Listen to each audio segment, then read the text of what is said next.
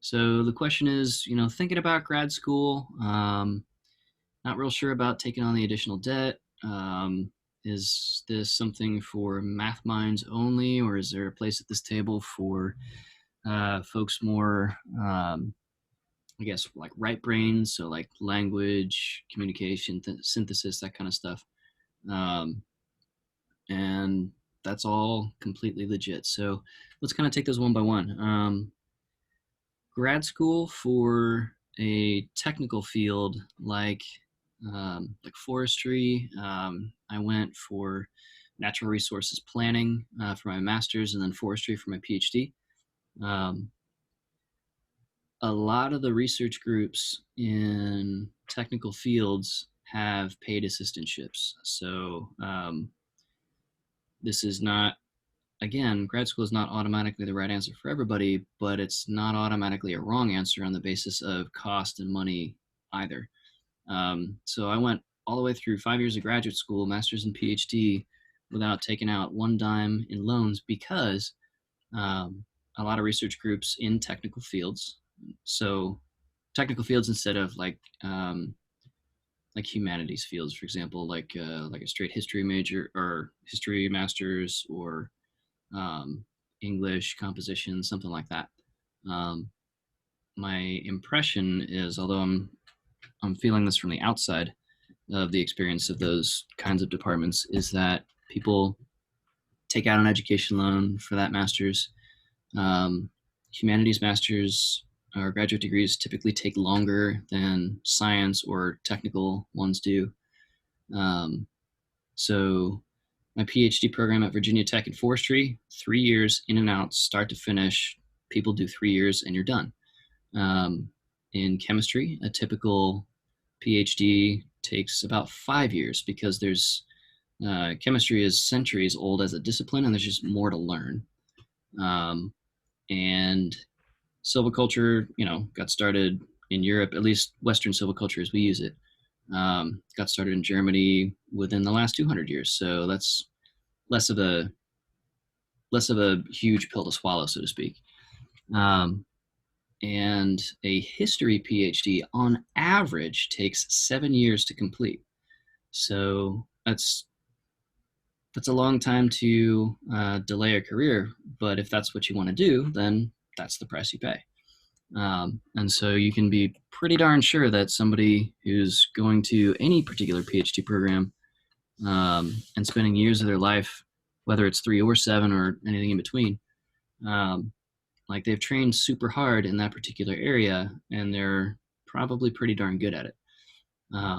So there's all I'm saying is that there's value to graduate school. It's not just like a money hole. And um, in technical fields, the professor's part of the professor's job is to go out and bring in external money from a company, a government, state or federal agency, international or national non-governmental organization like World Wildlife Federation, um, etc., and so forth, and take that money and answer difficult research questions for that research sponsor. But the way that you do that is that you, as a professor, you're busy. You're probably working on a couple of projects, you're teaching classes, doing all kinds of stuff. Um, there's a little bit of university like administrative duty as well. But a big chunk of your actual productivity, your horsepower, so to speak, is graduate students. And in technical fields, because you're working with a sponsoring project client who's paying you anywhere from tens of thousands to millions of dollars to answer this research question, um, we pay the graduate students out of that. It's not a lot. I made it was like $1,500 a month as a graduate student, but there are also fellowships. So those are like scholarships on top of graduate assistantships. Those are even harder to find than paid assistantships in your discipline, but they're out there. I got one at Virginia Tech, and it was an extra, I don't know, like $500 a month or something. Like, I wasn't making bank, but I also wasn't accruing any debt either. And like my entire first paycheck and a half or two, went to like the student fees and stuff. So I had to go on I had to go on my savings a little bit, but I was able to build that back up, by the end of the semester and then do it all again the next semester. So I wasn't investing in anything, wasn't, building out a fleet of boats or something, but I wasn't going hungry either. So for the money question, that is a possibility. And so what you would do is, answer some, pretty fundamental questions of, I don't need to know exactly, I don't need a specific job title with it, but what do I generally want to be when I grow up? And like, you're never going to hit the final answer on that. Please don't hit the final answer. That would be super boring. But, like I wanted to, the first statement or conversation I had with my master's advisor, a guy named Bob Manning, who's retired now, his first question to me was, so what would you like to accomplish while you're here? Basically asking, Logan, how can I help you get connected with your, future career dreams? Master's programs are quick in forestry and natural resources stuff, 2 years in and out. I mean, that's lightning fast. But it's also super intense. Like, you work hard, you play hard, you go through, and then you're done. All of a sudden, it's like, wow, I'm a master at forestry. But now I got to go, do some good with the world with it. And I said, I want to save the world. And he kind of laughed and said, okay, well, let's figure out a more specific answer to that question together over these next 2 years. And God bless, he was so gentle about it. Like, I had no idea whether I was coming or going. But like, I was concerned about environmental impacts. I just finished hiking the Appalachian Trail and had some really amazing experiences and just a firm conviction that I didn't want my life to be getting a paycheck and socking away for retirement and going on the annual vacation and then dying. Like, that's a script for a lot of people, and it's totally bullshit. So no, that's a valid life way too. Like, I'm not throwing shade. I am totally throwing shade at all of those people. No, like, you threw the shade. Yeah. Live a life. Like, do something interesting and difficult for the sake of it, and elevate people while you do it. So, so in that particular master's program, he had a bunch of National Park Service contracts to answer difficult research questions that, like, the park rangers, the park superintendents, just they didn't have the background for, they didn't have the training for. They were seeing problems piling up as a result of these things, and they're just like, we need help with this project. Can you just, like, collect a bunch of data on site of different kinds, put together some kind of a package, just give us an easy button to hit, basically. And if any part of that goes wrong, we can point to you and say, look, this guy, Bob Manning, and his whole research group, a bunch of doctors, they told us to do this stuff, and we did it. But, by and large, it's, massive improvements on whatever the situation had, whatever tangle the situation had grown into over the years. So it was satisfying to be working on meaningful projects. Like, we change things on the ground at a bunch of major national parks, day-to-day operations and stuff like that, and improve them. And measurably so, because that's the whole point. You can't just, like, do something and say, well, this is better, I fixed it, trust me. You got to demonstrate, you got to prove it. Because it's ultimately tax dollars paying to do this in that case. So there are lots of assistantships, and the gold standard is going to be an assistantship where you contact, let's say you find 24 research groups or master's or grad programs across the country, maybe the world if you want to travel a little bit. Sometimes our students do grad school in Australia, which has cool stuff going on. Canada has a bunch of cool stuff going on, whatever, wherever. UK, European Union, whatever. And you put together a master list of, let's say, 24 of them. And of those, half following your vetting process of, okay, this is going to be done fast enough, I can apply within their window.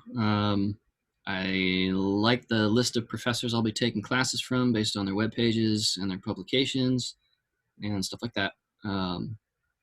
Half of those kind of shake out of the initial process. So you got a dozen left. So you contact those dozen and you just shoot them an email or a couple emails or a call, whatever it takes to actually, like, talk to somebody at that program face to face.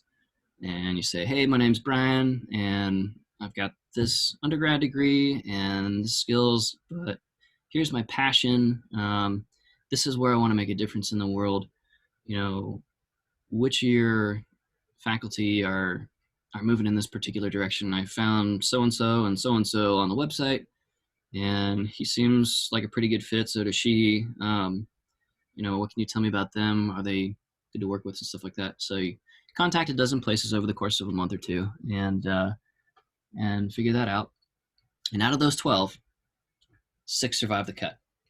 And then of those 6, you know, you've talked to not just somebody in the program, but like the specific person you'd be working under in their research group.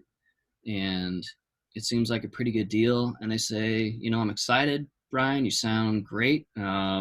You know, send in an application packet, give us a writing sample, whatever. And I think we could get some good stuff done. Here are the next 3 projects my research group is working on. You'd be working on any 2 out of those 3, whatever seems like the best fit, that sort of thing. And then out of those 6 that you apply to, 3 of them admit you. So you lose half. And out of those 3, 2, or half rounding up, have not just admitted you and said, we are super excited for you, Brian, but we're so excited, we're going to back that up. Here's an assistantship, and this is what it would be. So research assistantship is doing stuff with your research group, typically the other 20 hours a week, separate from the 20 hours of class and mostly out of class studying time. Graduate classes are a little bit different. Lots of out of class studying time, lots of reading. And then 20 hours a week, you know, you're collecting field data, running statistics if you end up going into a math-based group, you know, generating reports, putting together presentations for the project sponsor, being like, this is what we found about your problem or your research project. Here are some solutions. Here are the costs. Here are the side effects of those solutions and stuff like that. Just real frank, no BS, just kind of helping professionals do stuff more professionally.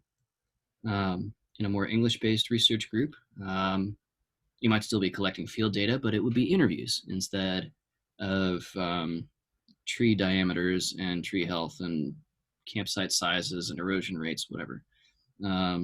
It could be geographic in nature. So that's kind of halfway between just straight math, graphs, charts, stuff like that, versus straight qualitative research, which is more interviews, pithy quotes, 0 statistics computed ever, truly, and so forth. And then geographic stuff, you can do like social geography, you can do something like forestry, geography related, you could do like spatial statistics, or you could do straight whatever. So my point is, if you're more of a numbers head, there's a place for you, places for you, not just one. And if you're more qualitative, more humanities, more in-depth case study of a group of people in a particular ecosystem, instead of like very shallow, closed-ended survey statistics across everybody in the United States. There's places for you for that as well. But it's important to recognize that, you know, not every professor has a funded opening at all times. And out of the 3 or 4 places you find that would be like dream places, like SIU Forestry grad program, we're doing awesome stuff. But I hate to lose star grad students to other places, but I'm also super happy for them because I went to 3 different places for undergrad, master's, and PhD. And that was very valuable to me to see just how different places. I went to undergrad in the Buckle of the Bible Belt in Greenville, South Carolina, in a very conservative Christian school. And then I went up to the University of Vermont, where they had pot smoke-ins for decades, like before it was legal all over the place. Super, super opposite end of the political spectrum. And learned a ton there. Just completely opened my eyes to this whole other side of like, there are people who don't need everyone to be Christian. And then I went down to rural Virginia and had kind of a middle ground there at Virginia Tech, politically, but just all 3 places totally distinct from each other. Each organization, each place, each group of faculty has its own sort of groupthink or dynamic or culture that sort of sets up in that place. Um, so you can imagine it would be super different working for Apple versus Pepsi versus General Dynamics versus the United Nations, right? Just different cultures, different groupthinks. Same thing with graduate groups. And so out of 4 awesome fits for your particular temperament and goals and timing and everything else, cool research projects, great professors with the heart of mentorship who really want to see you do well instead of treat you like slave labor. Maybe only 2 out of those 4 just happen to have an open position with funding for you at that point. And you can still go to any of those 4, like if they admit you, but in 2 of those cases, you've probably taken out loans. Now, there are other kinds of grad assistantships, like a TA, where you're helping to teach classes for that other 20 hours a week. But that's not necessarily helping you accomplish that research. So you're doing stuff, doing on campus, and if you really, really like teaching and communicating, a teaching assistantship's probably more fun, but it's more work overall than a straight research assistantship, because you're going to be doing the research stuff anyway, because that's what your thesis or your project or your dissertation is based on, depending on which degree you're going for. So, yeah, all right. So that's the money question, and we got into the math head versus language head question a little bit as well. What else as far as thinking about grad school? Oh. Sorry. The other thing for money is this is all definitely, absolutely a fairly sort of like bloodless kind of spreadsheety thought process a little bit about what's the time value of your money, and getting this master's degree, does it help you earn more faster after you get it, having sunk 2 or 5 years into grad school versus going into the workforce at probably a lower pay grade to start and maybe moving up slower versus starting 2 years later, and you'll watch your friends start getting jobs, moving across the country and all of that stuff. If you're older than the typical 23-year-old graduate, you've already seen that, right? And that can be stressful. It's like, here I am making peanuts in grad school, and like my friends are getting mortgages and a couple of them are divorced already. Like, what have I done with my life? But then you graduate and you start here and you rise faster, and they're still down here moving up, but more slowly, typically is the basic sort of inaccurate stereotype of how that goes. But it's very important to just ask each potential advisor, your last 5 graduate students, what have they gone on to do? And then you're writing down that specific job title, and you're going to opm.gov and glassdoor.com, and you're figuring out, okay, so this person spent 2 years in grad school. Maybe they even took out a loan to, support those 2 years. But they started at $90,000 a year, and my buddy's coming out of an undergrad program, started at 35, 40 grand a year. And so in 3 years' time, I'm going to make what they make in 4 years' time. And life is not about money, but you got to retire someday. Your body's going to wear out. So you want to just not freak out about it, not obsess over it either, but just put pen to paper and say, okay, math adds up. Like, this is a net gain for doing some good. So what else? Other questions about thinking about grad school? I get these questions all the time, and this is one of my favorite topics ever. I love grad school, but I'm profoundly biased. So like, I'm always going to say, for me, grad school is pretty awesome. I had a blast. I learned a ton, and now I get to do my dream job for the rest of my life, God willing. So here we are. So understand that I'm a biased source, but I'm biased for a good reason. Like, I'm positive about this stuff. So yeah, I'd say so. I was looking at University of Tennessee, Knoxville, and they have an option for a non-research based in forestry. Is that, I guess, I mean, obviously need to look in more what that entails, but do you know anything about non-research based? Is that worth it? Or is it, no, I should go for research based because that's where it's at, you know? No, it absolutely just depends on what you want to go into. So, for example, at Yeah. SIU, forestry is a research only thesis track. You have to complete a research project. Now, it can be statistical research, or like with Kofi, or sometimes me, I'm about 50% of the time.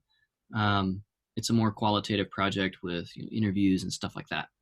Um, and recording and transcribing and looking for like a deeper truth kind of behind the quotes.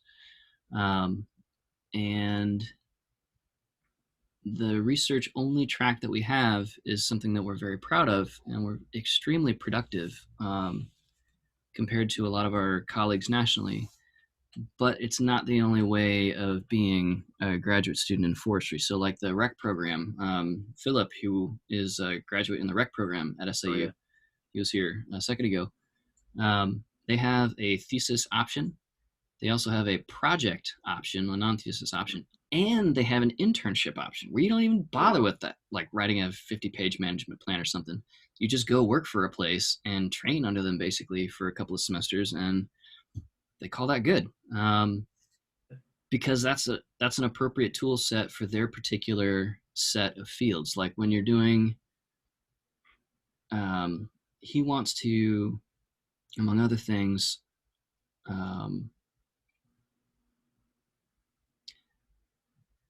what he wants to do probably is confidential to him, but folks in that program, some of them go on to do things like leading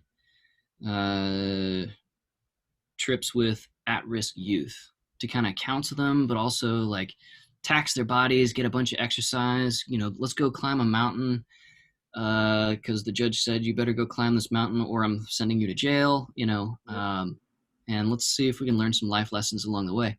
Like, I don't want a statistician taking me up that mountain. I want somebody who's done an internship leading people up mountains, and getting the professional certifications for that. So a research-based master's program is good for people who want to go into like technical management or research or leadership in that realm. If you want to go into something that's more people-oriented and has nothing to do with statistics really, then you'd really waste your time in a research-based thing and could have potentially really benefited from an internship or externship or a project, which is kind of halfway between those two. So a project-based master's program is one where usually there's some kind of most often I see it with somebody who's got like a business idea. Like one young lady who I was on her committee several years ago, and she developed, it was about an 85-page long plan, but a lot of those were just diagrams. How would you get people with limited motor function, like a paraplegic or quadriplegic, like no muscular control over any of their limbs? How would you get somebody like that through a high ropes challenge course and zip lines and like wobbly bridges and stuff like that? Because we understand those things to have lots of positive benefits in terms of developing a person's sense of self-efficacy and mastering fear of heights and all kinds of stuff. Like, you see people come alive and really grow on challenge courses. Why should people who have been confined to a wheelchair be excluded from that? Obviously they shouldn't, but we got to figure out how to get that done. So her work for about a year and a half out of her 2 years, other than taking classes, was prototyping and trying stuff out and then building detailed diagrams. And we used to have her committee meetings on harness 80 feet up in a tree. And it was awesome, except that she would rope haul up Nalgene's full of hot chocolate for us, just as a nice thing to do.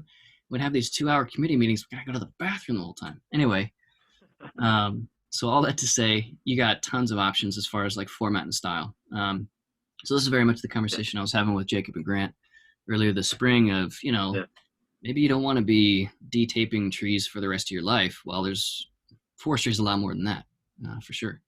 So, yeah. So really good question there. What else?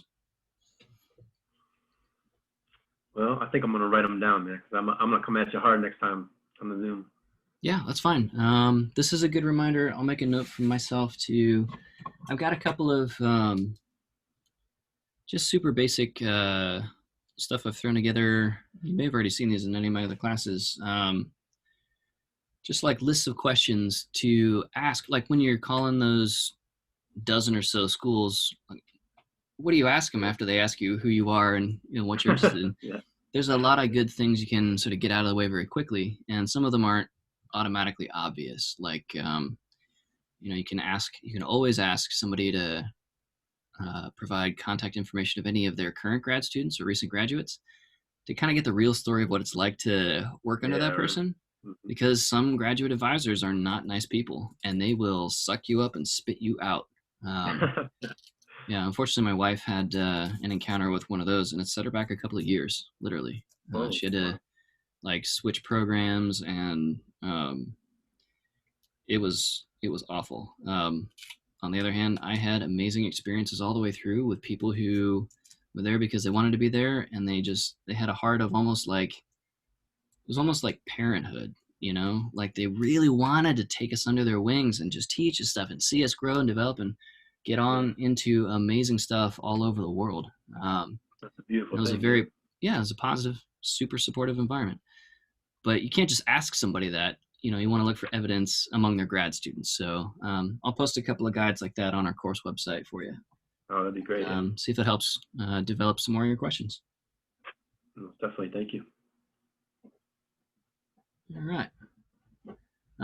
And yeah, hit me as hard as you can with as many questions as you got as often as possible. And Coming for you. all right, cool. Good deal. I think that'll be I really appreciate good you value. talking